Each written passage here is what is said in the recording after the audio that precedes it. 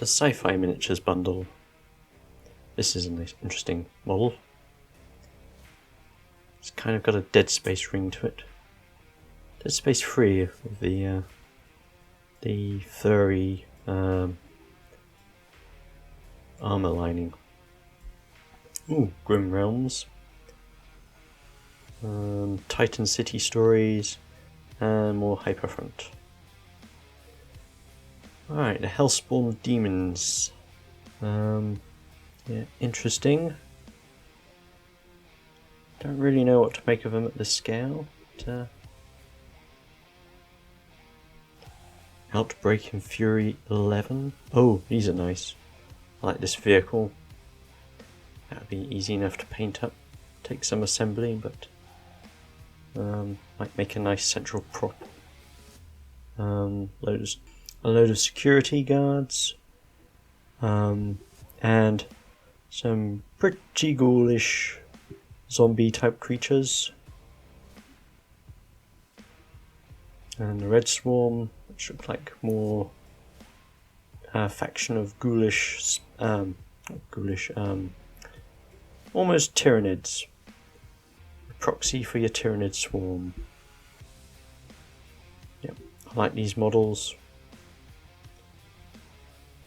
They also look rather simplistic to paint. A lot of designers can make their models overly complicated, I think. Whereas these are relatively simple. Wow, ooh. Gives me ideas for the future. But I will keep those to myself. Yep, these are patomorphs. Oh, so there is a real Dead Space theme going on with this collection. A certain selection of characters. I assume that's a D. Dutton, Holt, Kent, Fields, and Tanner. I wouldn't mind printing out and painting up a version of Kent here at some point. Herald of Flame. Oh, so these are definitely Tzeentch. Tzeentch? I almost pronounced a T in Tzeentch. Yeah, it's like what is it called?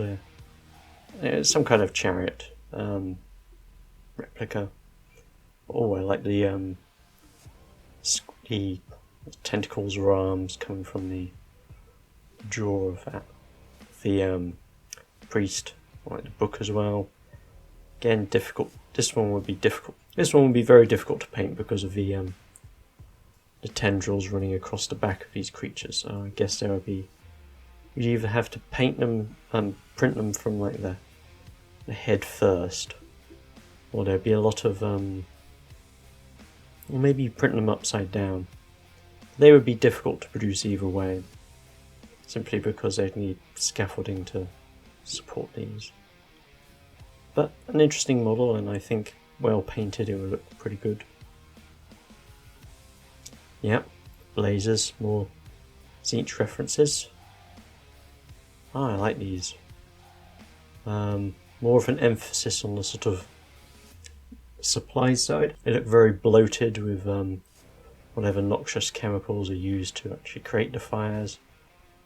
And they're pretty slim legs, so most of their body's just given over to producing the chemicals for this. And stunted, crippled limbs as well. Yeah, interesting design. I like the Sky Devil, the shark-like design of the Sky Devils. These look more, shark-like, but than Games Workshop designs. But yeah, very difficult to print, I'd imagine. That kind of looks like a complete mess with all of that put together. There's just so much going on. But I like this. This model would be interesting by itself, and I hope it's the conflagrator is available as just by itself.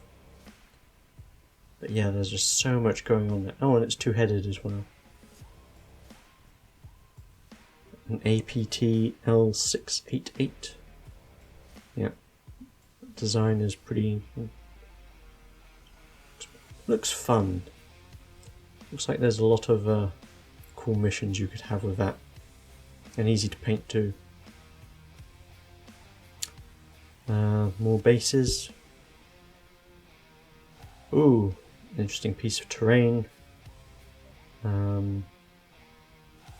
a nice fortification, which you could have if you were to print out a load of those patamorphs. You could have a real the siege. You could have a real siege of this place with some of those some of the defenders. It comes down into bits. These are the parts. Oh, it's got a scatter terrain where your models can buff up. Well, that was the Deep Space Sci-Fi tier bundle. It's interesting. Same price as the Paladin Fantasy tier. Some good models this time round. You do a lot of interesting games with those, I think. Anyway, that's it for this video. Thank you for watching, and I will see you hopefully later on in this month for the one-page rules reveal of their monthly models, which should be Sisters of Battle, and Battle Sisters, that's it. And I think there's more of the Ratman models coming out then, so that should be interesting. I have some ideas on the Battle Sisters. Anyway, until next time, goodbye and have a good evening.